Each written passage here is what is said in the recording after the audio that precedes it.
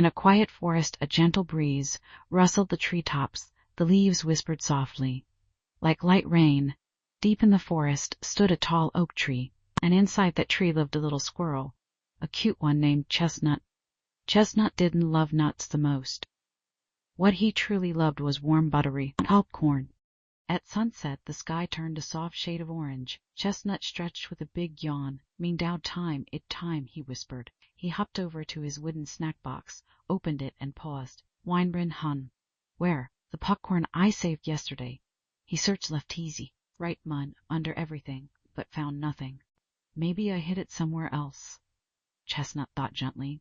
He quietly stepped out of the tree, his paws patting softly on the fallen leaves. The evening air was full of scent bark, flowers, and just a hint of feck butter. Chestnut sniffed the air and perked up his ears. When met smell. Could it be popcorn? He followed the scent, walking and hopping quietly. Along the way, Chestnut met a little hedgehog who was gathering dried apples for dinner. "Embetiochi, Chestnut, where are you off to?" "Oi'm looking for my popcorn. Have you seen it?" The hedgehog shook his head. "Or sure no, but I did smell something sweet. It was drifting that way. Pugs." Chestnut smiled and continued on. He passed a tall tree where a sleepy owl was dozing on a branch. "Excuse me, have you seen something that smells like popcorn?" The owl opened one eye and gently pointed with his wing. After a while, Chestnut saw a white bucket resting quietly beneath a tree. That lovely smell was definitely coming from it. He walked a little closer, but didn't jump in instead. He sat nearby and took a slow, deep sniff. "Muncher Cam.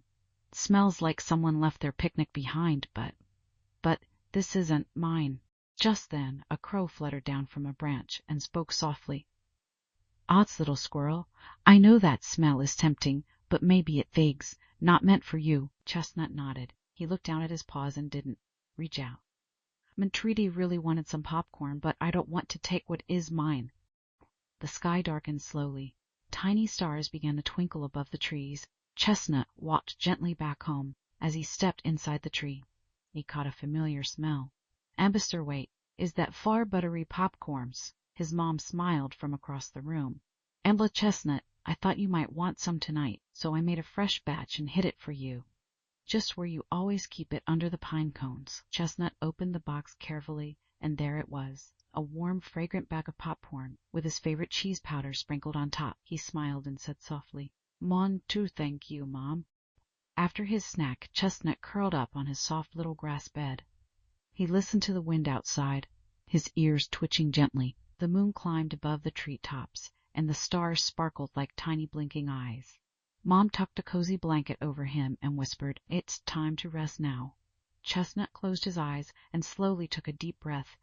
Inhale, ponhale. Exhale. The forest was still. Even the wind had grown quiet. Only a few crickets chirped softly in the distance, like a lullaby, gently wrapping around Chestnut fun and carrying him into dreamland. Sometimes when we don't rush, when we don't get upset, and just quietly wait and trust, the things we hope for will quietly find their way back to us. Good night, little squirrel, and good night. Little one, may you have the sweetest dreams